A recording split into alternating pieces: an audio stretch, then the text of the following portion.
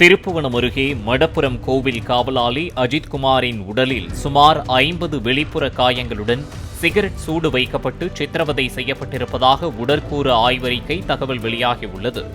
உடலில் 12 சிராய்ப்புகளுடன் மற்றவை கன்றிய காயங்களாக இருந்ததாக கூறப்படுகிறது. இரும்பு, பிளாஸ்டிக் பைப் போன்றவற்றால் தாக்குதல் நடத்தியிருக்கலாம் என்றும், வயிற்றின் நடுவே கம்பை வைத்து குத்திய காயம் இருந்ததாகவும், தலை கபாலத்தின் அடியிலும் மூளையில் இரத்த கசிவும் இருந்ததாகவும் பிரேத பரிசோதனையில் தெரியவந்துள்ளது.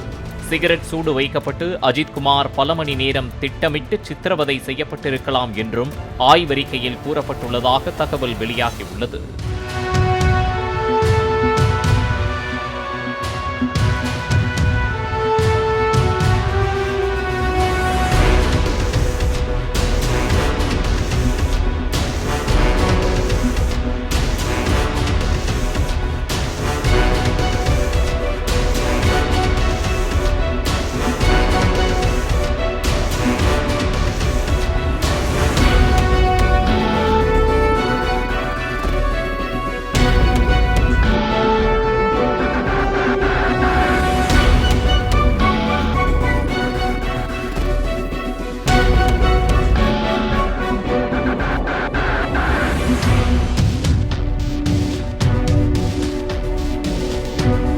பிளே ஸ்டோர் மற்றும் ஆப் ஸ்டோரில் இருந்து பாலிமர் செயலியை QR கோடு மூலம் பதிவிறக்கம் செய்யுங்கள்.